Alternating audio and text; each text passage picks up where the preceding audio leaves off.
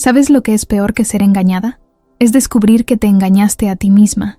Y yo lo hice durante meses, cada mañana, cada tarde cuando él llegaba con esas manos sucias de tierra y esa sonrisa que me derretía el alma. Me llamo Carmen, tengo 71 años, y pensé que ya no quedaba espacio en mi corazón para estas locuras. Pero ay, Dios mío, qué equivocada estaba. Esto que te voy a contar pasó hace 6 meses, cuando decidí arreglar el jardín de la casa que heredé de mi madre en las afueras de Sevilla. No sabía que esa decisión iba a cambiar todo, absolutamente todo lo que creía saber sobre mí misma, sobre el amor, sobre lo que significa estar viva a esta edad. Era marzo, ¿sabes?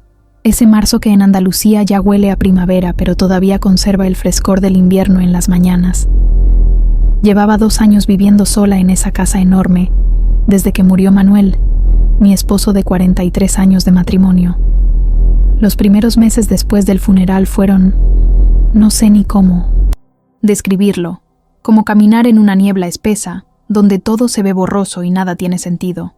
Las hermanas de la congregación me traían comida, mis hijas Isabel y Pilar venían los domingos después de misa, pero yo sentía como si estuviera viendo mi vida desde afuera, como si fuera una película en blanco y negro donde yo era apenas una sombra. El jardín se había convertido en una selva. Manuel siempre fue el que se encargaba de las plantas. Decía que las flores eran sus nietas porque lo llenaban de alegría sin pedirle nada a cambio. Después de que se fue, yo no tuve fuerzas para tocar ni una rama. Los rosales que él cuidaba con tanto amor se volvieron espinos salvajes. La hierba creció hasta la altura de mis rodillas y las bugambillas se apoderaron de toda la verja como si quisieran esconder la casa del mundo exterior. Mis vecinas, doña Esperanza y Carmen, la del mercado, no paraban de decirme que tenía que hacer algo, que no podía dejar que todo se perdiera así, que Manuel, desde el cielo, estaría sufriendo al ver su jardín convertido en un monte. Pero yo no podía, ¿entiendes?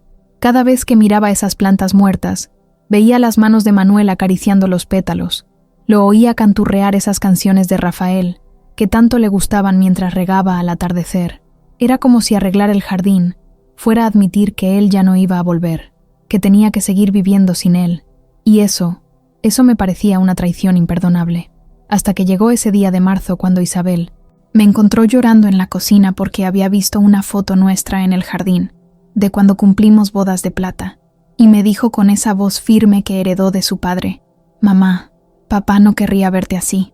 Él querría que vivieras, no que sobrevivas». Y tenía razón. Maldita sea.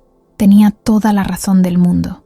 Al día siguiente llamé a Jardines del Sur, una empresa que me había recomendado Pilar. La voz que me atendió era joven, profesional. Me dijeron que mandarían a un especialista para hacer un presupuesto. Yo esperaba a un señor mayor, con experiencia, alguien que entendiera que ese jardín no era solo tierra y plantas, sino 40 años de memorias. Pero cuando sonó el timbre esa mañana de jueves y abrí la puerta, ¡ay, Virgen Santísima!, se me cortó la respiración. Era un hombre alto, moreno, con el pelo negro revuelto por el viento, y esos ojos verdes que parecían reflejar toda la luz del mundo. Tendría unos 45 años, tal vez 50, pero llevaba esos años como si fueran un regalo, no una carga. Vestía un mono de trabajo azul marino que le quedaba como si hubiera sido hecho a medida, y cuando sonrió se me olvidó cómo se respira. «Buenos días, señora. Soy Alejandro. Vengo por lo del jardín», me dijo con una voz que sonaba a café recién hecho un domingo por la mañana. Yo me quedé ahí parada como una tonta, con el delantal puesto, y seguramente con cara de haber visto un fantasma. «¿Se encuentra bien?», me preguntó. Y esa pregunta, esa simple pregunta hecha con genuina preocupación, me rompió algo por dentro. Hacía tanto tiempo que nadie me preguntaba si estaba bien de verdad, sin protocolo, sin obligación familiar. «Sí, pase por favor», logré decir, y cuando pasó por mi lado para entrar al jardín, sentí ese aroma. No era colonia cara ni perfume de tienda, era algo más profundo, más real, tierra húmeda, sol en la piel, ese olor a hombre que trabaja con las manos y que no tiene miedo de ensuciarse. Me siguió hasta el jardín trasero, y cuando vio el estado en que estaba todo, no hizo ningún comentario despectivo, ni puso esa cara de «esto va a costar una fortuna» que yo esperaba. Simplemente se quedó allí parado, con las manos en las caderas, observando cada rincón como si estuviera leyendo una historia. «Este jardín ha sido muy amado», dijo después de unos minutos, y yo me eché a llorar ahí mismo, delante de un extraño, como una vieja loca. Él no se incomodó, no intentó consolarme con frases hechas. Se acercó despacio, me tendió un pañuelo limpio que sacó del bolsillo de su mono y esperó. Esperó a que parara de llorar, esperó a que encontrara las palabras, esperó con esa paciencia infinita que solo tienen las personas que entienden el dolor sin necesidad de explicaciones. «Era de mi marido», le dije cuando pude hablar. «Murió hace 2 años y yo no he podido tocarlo». Alejandro asintió, como si eso fuera lo más normal del mundo. «El dolor también es una forma de amor», me contestó. Y esas palabras se me clavaron en el alma como semillas que estaban esperando el momento perfecto para germinar. Nos quedamos así un rato, en silencio, él mirando las plantas muertas y yo mirándolo a él, preguntándome cómo era posible que un extraño entendiera en 5 minutos lo que mis propias hijas no habían comprendido en 2 años. Después caminamos por todo el jardín mientras él me explicaba lo que se podía salvar y lo que había que empezar de nuevo. Tenía una manera de hablar de las plantas como si fueran personas, con respeto, con cariño. «Este rosal todavía tiene vida. Mire aquí», me decía tocando un tallo que para mí parecía completamente seco. «Solo necesita que alguien crea en él otra vez».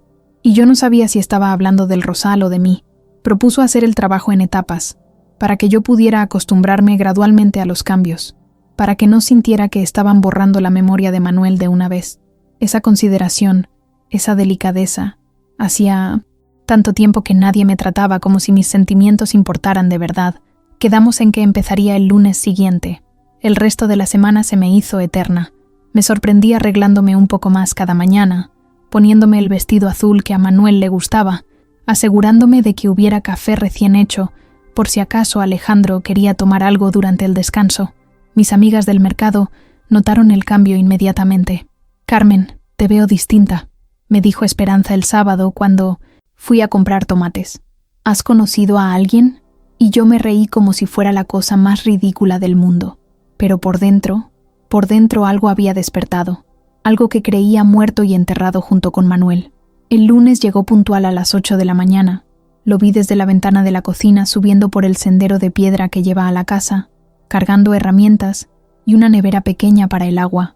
Llevaba una camiseta blanca que se le pegaba al cuerpo y unos vaqueros desgastados que habían conocido muchos días de trabajo. Cuando llamó a la puerta, yo ya estaba ahí esperando, aunque fingí que había estado ocupada preparando el desayuno. «Buenos días, señora Carmen», me saludó quitándose una gorra de béisbol que no le había visto antes. ¿Lista para darle vida nueva a este jardín? Durante las siguientes 3 semanas, Alejandro se convirtió en parte de mi rutina diaria. Llegaba siempre a la misma hora, trabajaba hasta las 2 con un descanso a media mañana y se iba después de ordenar todo perfectamente. Yo encontraba excusas para salir al jardín, que si necesitaba cortar unas hierbas para la comida, que si tenía que regar las macetas del porche, que si quería ver cómo iba el progreso. Cualquier pretexto era bueno para estar cerca de él, para escuchar su voz explicándome qué planta iba dónde y por qué, para ver sus manos fuertes pero delicadas manejando las herramientas como si fueran extensiones de su cuerpo. Hablábamos de todo y de nada. Me contaba historias de otros jardines que había restaurado, de plantas que había visto florecer después de años de abandono, de la satisfacción que sentía cuando veía crecer algo que él había plantado.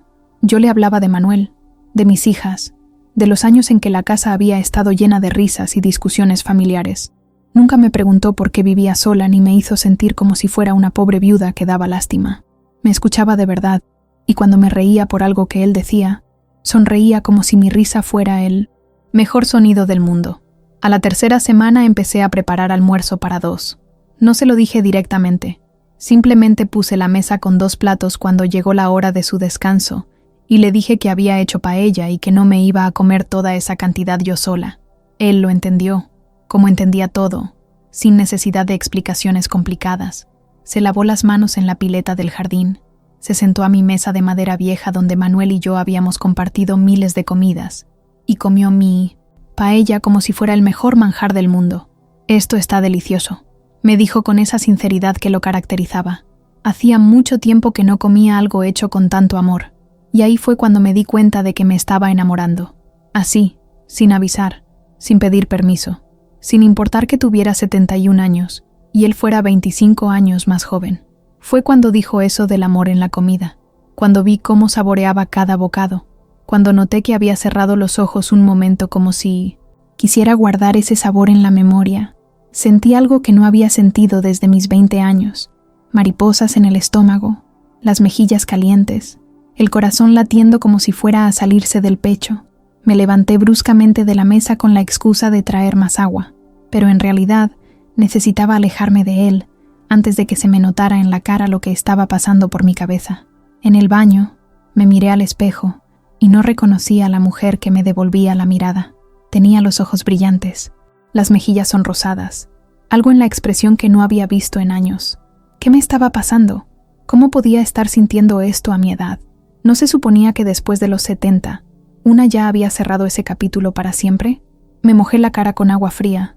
Me repetí que era una tontería, que seguramente era solo la gratitud de tener compañía después de tanto tiempo sola, que no había que confundir el agradecimiento con lo que fuera que estaba sintiendo. Pero cuando volví a la mesa y lo vi ahí sentado, relajado, sonriéndome como si fuera lo más natural del mundo estar almorzando conmigo, supe que estaba perdida, completamente, irremediablemente perdida. Y lo peor de todo es que me gustaba esa sensación de vértigo, esa sensación de estar viva otra vez después de tanto tiempo de apenas existir. Terminamos de comer hablando de sus plantas favoritas, de por qué había elegido ser jardinero, de lo mucho que le gustaba trabajar con las manos. Sus ojos se iluminaban cuando hablaba, de su trabajo, y yo me quedaba absorta mirando cómo se movían sus labios, cómo gesticulaba con esas manos que ya había visto crear milagros en mi jardín muerto. Las siguientes semanas fueron las más felices que había tenido en años. Alejandro había terminado ya la primera fase del trabajo, pero seguía viniendo casi todos los días para plantar las flores nuevas, para ajustar el sistema de riego, para enseñarme cómo cuidar cada especie. Yo vivía para esos momentos. Me levantaba cada mañana con una ilusión que había olvidado que existía. Me compraba vestidos nuevos, me arreglaba el pelo en la peluquería de Lola, me ponía esa crema de manos que olía a lavanda, todo para él, aunque me mentía a mí misma diciéndome que era solo para sentirme mejor conmigo misma. Una tarde de abril, cuando el calor ya empezaba a apretar y las bugambillas que él había plantado comenzaban a mostrar sus primeras flores moradas, me armé de valor para preguntarle si quería quedarse a cenar. Había preparado pescadito frito, como me había enseñado mi madre, con ese aceite de oliva que compraba directamente al productor en Jaén. Esperé hasta que terminara de recoger las herramientas, hasta que se hubiera lavado las manos, hasta que estuviera a punto de irse, y entonces le dije con una voz que intenté que sonara casual: Alejandro, si no tienes prisa, he hecho pescado para 2. Se quedó. No solo se quedó, sino que me ayudó a poner la mesa. Descorchó una botella de vino tinto que yo tenía guardada desde las últimas Navidades, y cenamos mientras el sol se ponía detrás de los olivos que se veían desde la ventana de la cocina. Hablamos hasta tarde, más tarde de lo que había hablado con nadie en años. Me contó de su familia, de su padre que había sido agricultor, de su madre que había muerto cuando él era muy joven. Yo le hablé de Manuel, de cómo nos habíamos conocido en una verbena del pueblo cuando yo tenía 18 años, de los primeros años de matrimonio cuando no teníamos ni 2 duros, pero éramos felices con una tortilla de patatas y muchos sueños. Cuando se fue esa noche, ya eran más de las 11. Me besó en las mejillas para despedirse, como hacía siempre, pero esta vez se quedó un segundo más cerca, y yo sentí su aliento en mi cara. Vi de cerca esas pequeñas arrugas alrededor de sus ojos que lo hacían aún más atractivo. Olí esa mezcla de tierra y aftershave que se había convertido en mi droga favorita. Gracias por la cena, Carmen, me dijo en voz baja. Hacía mucho tiempo que no me sentía tan en casa. Y se fue, dejándome ahí parada en la puerta como una adolescente enamorada, con el corazón revolucionado y las piernas temblando. Esa noche no pude dormir. Me quedé despierta pensando en él, imaginando cosas que una mujer de mi edad no debería estar imaginando. Me levanté varias veces a beber agua, a mirar por la ventana hacia el jardín que él había resucitado, a preguntarme qué estaría haciendo en ese momento, si también estaría despierto pensando en mí. A las 4 de la madrugada me rendí ante la evidencia. Estaba enamorada como una quinceañera, y no me importaba lo ridículo que pudiera parecer. Los días siguientes fueron una tortura dulce. Alejandro venía, trabajaba, comíamos juntos, charlábamos, pero yo sentía que había algo diferente en el aire, una tensión que no sabía cómo interpretar. A veces lo pillaba mirándome de una manera, no sé cómo explicarlo, como si estuviera viendo algo en mí que yo misma desconocía. Otras veces, cuando nuestras manos se rozaban al pasarnos una herramienta, o cuando él me ayudaba a bajar de la escalerilla donde me subía para alcanzar las macetas altas, sentía como si hubiera electricidad en el aire. Una mañana de mayo, cuando las temperaturas ya habían subido considerablemente y el jardín estaba en todo su esplendor, Alejandro llegó más temprano de lo habitual. Yo todavía estaba en bata, tomando el primer café del día en la cocina, cuando oí su voz llamándome desde el jardín. «Carmen, venga a ver esto», me gritaba con una emoción que no le había oído antes. Me puse la primera ropa que encontré y salí corriendo, pensando que había pasado algo malo, que algún animal había estropeado las plantas o que se había roto el sistema de riego. Pero cuando llegué al jardín, lo que vi me cortó la respiración. El rosal que Manuel había plantado el día de nuestras bodas de plata, ese que yo creía completamente muerto, había florecido. No una rosa, sino 3 rosas rojas perfectas que brillaban con el rocío de la mañana como si fueran joyas. Alejandro estaba ahí parado al lado, sonriendo como si acabara de presenciar un milagro. «Mire, Carmen», me dijo señalando las flores, «su marido le está mandando un mensaje. Le está diciendo que está bien, que usted también puede florecer otra vez». Y fue ahí, en ese momento, cuando no pude más. Rompí a llorar, pero no de tristeza, sino de una emoción tan intensa que no tenía palabras para describirla. Lloré por Manuel, por los años, perdidos en la soledad, por el miedo que había tenido de volver a sentir, por la belleza de esas rosas imposibles. Y lloré porque Alejandro estaba ahí, porque había sido él quien había cuidado ese rosal con la delicadeza de quien entiende que algunas cosas no se pueden forzar, solo esperar con paciencia. Alejandro se acercó, y sin decir nada, me abrazó. No fue un abrazo de consuelo ni de compasión, fue algo más profundo, más íntimo. Sentí su cuerpo fuerte y cálido contra el mío. Sentí como sus brazos me rodeaban con una ternura que me hizo sentir protegida y deseada al mismo tiempo. Nos quedamos así no sé cuánto tiempo, abrazados entre las flores que él había ayudado a renacer, y yo supe sin lugar a dudas que esto ya no era solo gratitud ni compañía. Esto era amor, real y verdadero, por imposible que pareciera. Cuando nos separamos, me miró a los ojos con esa intensidad que me desarma, y vi algo ahí que me hizo temblar las piernas. «Carmen», me dijo con la voz ronca, «hay algo que tengo que decirle». El corazón se me aceleró pensando que iba a confesarme que él también sentía algo, que estos meses no habían sido solo trabajo para él, que las miradas que yo creía imaginar eran reales.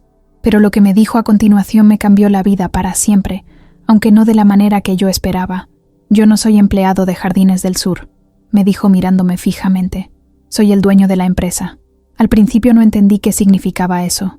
¿Por qué me lo estaba diciendo en 1900? Ese momento, ¿por qué parecía tan serio? «No entiendo», le dije, todavía aturdida por el abrazo, por las emociones, por la belleza de la mañana. «Tengo 12 empleados, Carmen. Normalmente no vengo personalmente a los trabajos, mando a mi equipo, pero cuando vi su dirección en el pedido, hizo una pausa, como si le costara continuar. Esta es la casa de Manuel Ruiz, ¿verdad? El hombre que murió hace 2 años. Sentí como si me hubieran tirado un cubo de agua fría. ¿Cómo conoces a Manuel?, le pregunté con una voz que no reconocía como mía. Alejandro bajó la mirada. Se pasó las manos por el pelo de esa manera nerviosa que solo le había visto hacer una vez, el primer día cuando me vio llorar. «Manuel era mi socio», me dijo finalmente. «Bueno, no exactamente socio. Él me prestó el dinero para empezar la empresa hace 5 años. Sin él, Jardines del Sur no existiría. El mundo se me vino abajo. Literalmente sentí como si el suelo se moviera bajo mis pies.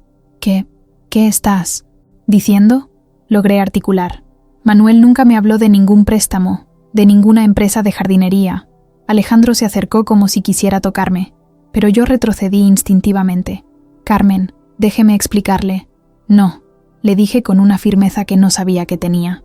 Primero dime la verdad, toda la verdad. Y entonces me lo contó todo. Cómo había conocido a Manuel en el banco hace 5 años, cuando él intentaba conseguir un préstamo para montar su empresa, y el banco se lo había negado. Manuel estaba ahí por casualidad, arreglando unos papeles de la casa, y escuchó la conversación. Después se acercó a Alejandro, le preguntó sobre su proyecto, y al final de esa tarde había decidido prestarle el dinero que necesitaba, no a través del banco, sino de forma personal, con un contrato simple firmado entre los dos. Él creía en mí cuando nadie más lo hacía, me dijo Alejandro con los ojos húmedos, y cuando se puso enfermo, durante esos últimos meses, yo venía a verlo. Hablábamos de la empresa, de cómo iba creciendo, pero también de otras cosas. De usted, Carmen. Me hablaba mucho de usted, de lo orgulloso que estaba de haber compartido su vida con una mujer como usted, de lo preocupado que estaba por dejarla sola. Mi cabeza daba vueltas intentando procesar toda esa información. ¿Cómo era posible que Manuel hubiera tenido esa relación durante años y yo no supiera nada? ¿Por qué no me había hablado nunca de Alejandro? Después del funeral, continuó, Alejandro, seguí pasando por aquí de vez en cuando, no para molestarla, solo para, no sé, para asegurarme de que estaba bien. Veía el jardín deteriorándose y sabía lo mucho que había significado para él, pero no me atrevía a tocar el timbre, hasta que usted llamó a la empresa pidiendo presupuesto. Cuando vi su dirección en el pedido, supe que tenía que venir personalmente. Se lo debía a él, y quería conocerla a usted. Sentí como si hubiera estado viviendo en una mentira durante todos estos meses. Entonces todo esto ha sido... ¿qué? ¿Caridad? ¿Cumplir una promesa que le hiciste a mi marido muerto? Le pregunté con una amargura que me salía desde lo más profundo. No, me dijo él con vehemencia. Al principio tal vez, pero después... Carmen, después fue real. Todo lo que ha pasado entre nosotros ha sido real, pero yo ya no podía escucharlo, ya no podía mirar esas manos que había visto como milagrosas, y ahora me parecían las manos de un mentiroso. Quiero que te vayas, le dije dándole la espalda. Quiero que te vayas ahora mismo y no vuelvas nunca. Carmen, por favor, déjeme explicarle. No, le grité con una fuerza que no sabía que tenía. Ya no quiero explicaciones, ya no quiero nada. Solo quiero que desaparezcas de mi vida como si nunca hubieras existido. Oí sus pasos alejándose, oí el motor de su furgoneta arrancando, y cuando me di la vuelta, el jardín estaba vacío. Vacío como me sentía yo, como si me hubieran arrancado algo vital del pecho. Me quedé, ahí parada entre las flores que él había plantado, mirando las rosas de Manuel que ahora me parecían una burla cruel del destino. ¿Cómo había podido ser tan idiota? ¿Cómo había podido creer que un hombre como Alejandro se iba a fijar en una vieja como yo por otra cosa que no fuera la pena o la obligación? Me sentí estúpida, patética, ridícula. Una vieja loca que había confundido la amabilidad profesional con amor, que había creído que las atenciones de un jardinero contratado eran señales de interés romántico. Los días siguientes fueron los más oscuros que había vivido desde la muerte de Manuel. Me negué a salir de casa, no contesté el teléfono cuando llamaron mis hijas, no abrí la puerta cuando vinieron las vecinas a preguntar qué me pasaba. Me quedé encerrada con mi vergüenza y mi dolor, mirando por la ventana el jardín que ahora me parecía una mentira hermosa. Una decoración cara pagada con mi propia humillación.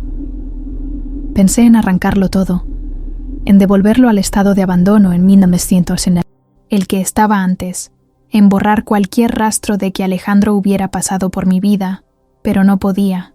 Cada vez que salía con las tijeras de podar en la mano, me acordaba de sus palabras el primer día. Este jardín ha sido muy amado. Y era verdad, Manuel lo había amado, y ahora, a pesar de todo, yo también lo amaba.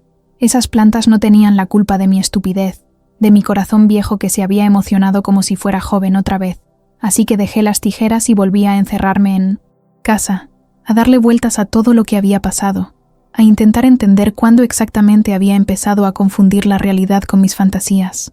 Una semana después del desastre, Isabel vino a verme. Tenía llaves de la casa desde que Manuel murió, así que no pudo escapar cuando llamó al timbre, y no le abrí. Se plantó en mi cocina con esa cara de preocupación mezclada con exasperación que ponía cuando era pequeña y hacía alguna travesura. «Mamá, ¿qué te pasa? Llevo una semana llamándote y no...» «Me coges el teléfono», Esperanza me dijo que no has salido de casa ni para comprar pan. No sabía cómo explicarle lo que había pasado sin parecer una loca. ¿Cómo le dices a tu hija que te enamoraste del jardinero como una adolescente? ¿Cómo le cuentas que descubriste que tu marido muerto tenía secretos que nunca compartió contigo? ¿Cómo admites que has estado viviendo en una fantasía ridícula durante meses? Así que simplemente me eché a llorar otra vez, como había estado haciendo durante días, y le dije que echaba mucho de menos a su padre. Isabel me abrazó y me dejó llorar sin hacer preguntas. Pero cuando se fue, se llevó la ropa sucia para lavarla en su casa y me dejó la nevera llena de tuppers con comida casera. También me dejó una nota que decía: «Mamá, no sé qué te pasa, pero papá no querría verte así. Él querría que fueras feliz. Te quiero». Y esa nota simple y directa, me hizo darme cuenta de algo que había estado evitando admitir, que estaba enfadada con Manuel, furiosa con él por haberme ocultado cosas, por haber tomado decisiones que me afectaban sin consultármelo. ¿Cómo se había atrevido a prestar dinero que era nuestro, que era de la familia, sin decirme nada? ¿Cómo había podido tener una relación de amistad con Alejandro durante años y nunca mencionármelo? ¿Qué más me había ocultado durante nuestros 43 años de matrimonio? Me sentía traicionada por los dos, por el muerto y por el vivo, por el pasado y por el presente. Y lo peor de todo es que no podía gritarle a Manuel, no podía pedirle explicaciones, no podía cerrar esa conversación que había quedado abierta para siempre. Pasaron 2 semanas más. El jardín seguía perfecto, porque había programado el riego automático, y las plantas que Alejandro había elegido eran resistentes y no necesitaban cuidados diarios. Pero yo me marchitaba por dentro, como si toda la vida que había recuperado durante esos meses se hubiera evaporado de golpe. No comía bien, no dormía bien, no encontraba sentido a los días que se sucedían uno tras otro sin propósito aparente. Una mañana de junio, cuando el calor ya apretaba de verdad y las cigarras cantaban su sinfonía enloquecedora desde los olivos, sonó el timbre. Pensé que sería Isabel otra vez, o tal vez Pilar, que había amenazado con venir si no empezaba a contestar el teléfono. Pero cuando abrí la puerta, era Alejandro. Estaba ahí parado con un ramo de rosas rojas en las manos, las mismas rosas que habían florecido en el jardín el día que mi mundo se vino abajo. Tenía ojeras, como si él también hubiera pasado noches sin dormir y había perdido peso, pero seguía siendo el hombre más atractivo que había visto en mi vida. Sé que me dijiste que no volviera, me dijo antes de que yo pudiera hablar, pero hay cosas que necesito que sepas, cosas que tu marido me pidió que te dijera si algún día pasaba algo entre nosotros. Mi primer instinto fue cerrarle la puerta en las narices, pero algo en su voz, algo en la manera como dijo tu marido, me hizo quedarme ahí escuchando. No quiero oír nada más, le dije, pero sin moverme del umbral. Solo 5 minutos, Carmen. Dame 5 minutos y después, si quieres, no me verás nunca más. Contra mi mejor juicio, lo dejé entrar. Se sentó en el mismo sitio donde había comido tantas veces, donde habíamos compartido esas tardes que ahora me parecían un sueño. Puso las rosas en la mesa, pero no me miró. Se quedó con la vista fija en sus manos mientras empezaba a hablar. Manuel sabía que se estaba muriendo, me dijo. Los últimos meses, cuando venía a visitarlo, me hablaba mucho de ti, de lo preocupado que estaba por dejarte sola, de lo difícil que iba a ser para ti seguir adelante. Yo sentí un nudo en la garganta, pero no dije nada. Un día me dijo algo que nunca he podido olvidar, continuó Alejandro. Me dijo: Alejandro, mi Carmen es una mujer extraordinaria, pero se ha acostumbrado a vivir su vida a través de la mía. Cuando yo metí... Vaya, va a necesitar tiempo para recordar quién es ella sin mí. Y entonces me pidió algo. Hizo una pausa, como si le costara continuar. Me pidió que si algún día tú necesitabas ayuda, si algún día te veía perdida o sola, cuidara de ti. No como empleado, sino como el amigo que él no iba a poder ser. Eso no justifica que me mintieras, le dije con una voz que salió más quebrada de lo que quería. Tienes razón, admitió él. Debería haberte dicho quién era desde el primer día. Pero es que, cuando te vi llorar por el jardín, cuando vi cuánto dolor tenías dentro, no quise ser una carga más. No quise que sintieras que tenías que agradecerme algo, o que estabas en deuda conmigo. Quería que me conocieras por quien soy, no por lo que había significado para Manuel. Y después, siguió hablando, cuando empecé a sentir, cuando me di cuenta de que lo que estaba pasando entre nosotros era más que amistad, me daba pánico decírtelo. Tenía miedo de que pensaras que todo había sido calculado, que había venido con segundas intenciones. Tenía miedo de perderte antes de tener la oportunidad de quererte de verdad. Esas palabras se me clavaron en el corazón como espinas. No digas eso, le dije levantándome de la mesa. No digas que me quieres como si eso arreglara todo, pero es que te quiero, me dijo también levantándose, acercándose a mí con esa determinación que lo caracterizaba. Te quiero, Carmen. No por Manuel, no por ninguna promesa ni obligación. Te quiero por tu risa cuando probabas mis bromas tontas, por cómo te emocionabas cuando veías florecer una planta nueva, por la forma en que cuidabas hasta el último detalle cuando me preparabas la comida. Te quiero por tu fuerza y por tu fragilidad, por cómo hablas de Manuel sin rencor a pesar del dolor, por cómo me miraste el primer día como si fuera un milagro en lugar de un empleado más. Y entonces hizo algo que no esperaba. Se arrodilló. Ahí, en mi cocina, delante de la mesa, donde habíamos compartido tantas comidas, Alejandro se arrodilló como si fuera a pedirme matrimonio. Carmen, me dijo con la voz temblorosa, sé que soy más joven que tú, sé que la gente va a hablar, sé que esto no es convencional, pero también sé que la vida es muy corta para desperdiciar el amor cuando aparece. Tu marido me enseñó eso. Me enseñó que amar a alguien significa querer su felicidad por encima de todo, incluso por encima de la propia. Y yo quiero hacerte feliz, Carmen. Quiero intentarlo, si tú me das la oportunidad. Me quedé ahí parada, mirándolo, sin saber qué decir ni qué sentir. Una parte de mí quería creerle. Quería tirarme en sus brazos y fingir que nada había pasado. Pero otra parte, la parte que había estado herida y humillada, no podía simplemente olvidar. Levántate, le dije finalmente. Por favor, levántate. Él obedeció, pero no se alejó.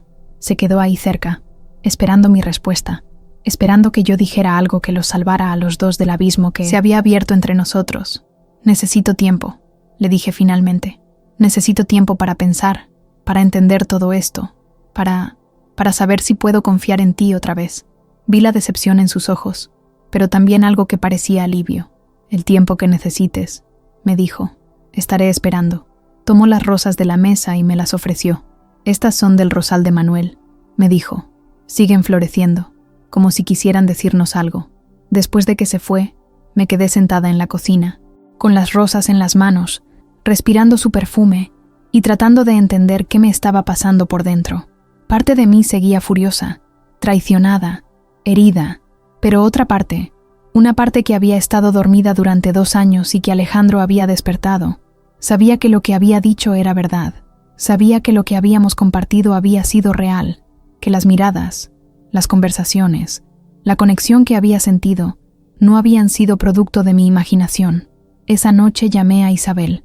No le conté todo, pero le pregunté qué recordaba de los últimos meses de su padre, si él había mencionado algo sobre préstamos o inversiones o amigos nuevos.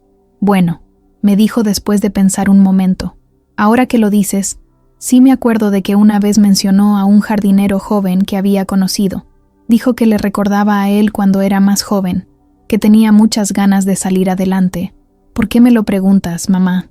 Por nada, le dije. Solo curiosidad. Pero después de colgar me quedé despierta toda la noche, recordando los últimos meses de Manuel, cuando ya sabía que se estaba muriendo pero todavía intentaba arreglar cosas, resolver asuntos pendientes, asegurarse de que yo estuviera bien después de que él se fuera.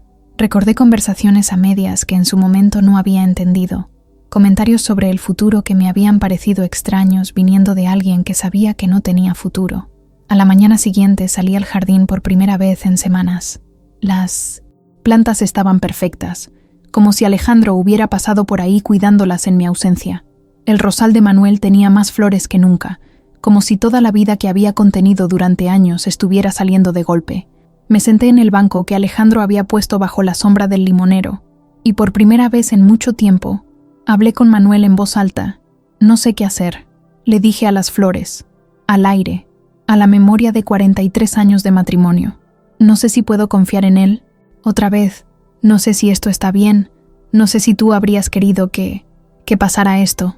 No esperaba respuesta, por supuesto, pero de alguna manera sentí como si Manuel estuviera ahí, como si pudiera oírme, y recordé algo que me había dicho poco antes de morir, cuando ya apenas podía hablar.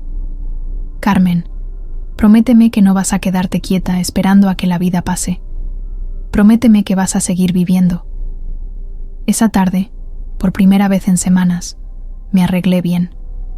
Me puse el vestido azul que tanto le gustaba a Manuel y que también había visto brillar en los ojos de Alejandro. Me maquillé con cuidado, me peiné como cuando era joven y quería impresionar, y entonces agarré el teléfono y marqué el número de Jardines del Sur. Cuando contestó la voz profesional de la recepcionista, le dije con firmeza: «Quiero hablar con Alejandro, por favor.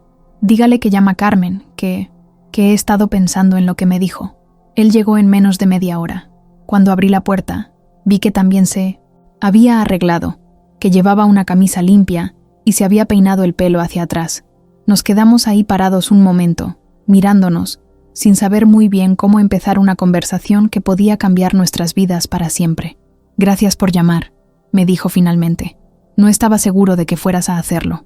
«Yo tampoco», le confesé, «pero creo que te debo una conversación de verdad, sin gritos ni acusaciones». Nos sentamos en el jardín, entre las flores que él había plantado y las que Manuel había cuidado antes.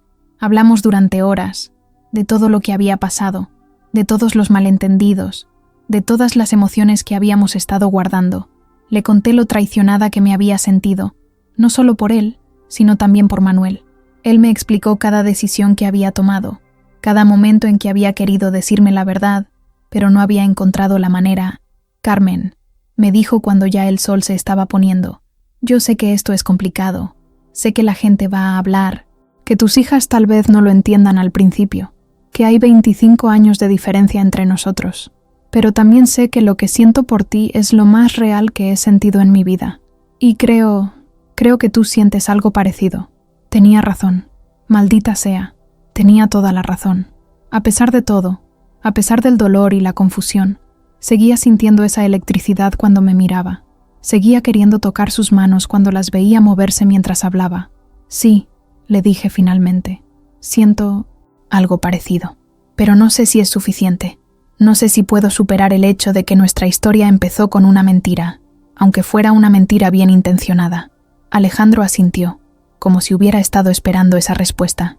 «Entonces déjame demostrarte que puede empezar de nuevo», me dijo. «Déjame cortejarte como te mereces, sin secretos, sin obligaciones heredadas de Manuel. Déjame ganarte otra vez, paso a paso, día a día». Y eso es lo que hemos estado haciendo durante estos últimos 3 meses. Alejandro viene a verme 2 o 3 veces por semana, pero ahora como pretendiente, no como jardinero. Me trae flores que compra en el mercado, no que corta de mi jardín. Me invita a cenar a restaurantes del pueblo. Me lleva a pasear por el centro histórico. Me presenta a sus amigos como la mujer de la que está enamorado. Y yo estoy aprendiendo a ser una mujer enamorada a los 71 años, con todo lo ridículo y maravilloso que eso implica. No ha sido fácil. Mis hijas tardaron semanas en aceptar que esto era real, que no era una crisis de viuda ni una reacción al duelo. Los vecinos murmuran, por supuesto, y hay quien piensa que soy una vieja loca que se ha dejado embaucar por un joven interesado. Pero cuando Alejandro me mira como si fuera la mujer más hermosa del mundo, cuando me toma de la mano mientras caminamos por la plaza principal, cuando me susurra al oído que me quiere mientras bailamos en la verbena del pueblo, cuando pasa todo eso, el resto del mundo desaparece. Todavía hay días difíciles, días en que me siento culpable por ser feliz sin Manuel, días en que me pregunto si estoy traicionando 43 años de matrimonio perfecto. Pero entonces recuerdo lo que me dijo Alejandro el día que las rosas florecieron. El dolor también es una forma de amor, y me doy cuenta de que amar a Alejandro no significa querer menos a Manuel, sino simplemente seguir viviendo. Hace una semana, Alejandro me pidió que me fuera a vivir con mí non sientes. Él, no matrimonio, no compromisos legales, solo estar juntos, compartir las mañanas, las comidas, las noches. Su casa es pequeña pero llena de luz, con un jardín trasero donde cultiva plantas que después regala a sus clientes. Y cuando me lo enseñó, cuando vi cómo brillaban sus ojos mientras me explicaba sus proyectos futuros, supe que quería formar parte de esos proyectos. Aún no le he dado una respuesta definitiva, pero creo que ya la tengo clara, porque esta mañana, cuando salí al jardín a cortar unas rosas para poner en la mesa, me di cuenta de algo que me llenó de paz. Las rosas de Manuel y las plantas de Alejandro crecen juntas, sin competir, sin estorbarse, simplemente coexistiendo en armonía. Y tal vez esa sea la lección que ambos querían enseñarme, que el amor no se acaba cuando llega otro amor, simplemente se multiplica. Así que sí, me enamoré del jardinero a los 71 años. Resultó ser el dueño de la empresa. Resultó tener una historia con mi marido muerto. Resultó ser 25 años más joven que yo. Pero también resultó ser el hombre que me devolvió las ganas de vivir, que me enseñó que el corazón no entiende de edades ni de convencionalismos, que me demostró que nunca es demasiado tarde para volver a florecer. Y eso, a mi edad, eso es un milagro que no pienso desperdiciar.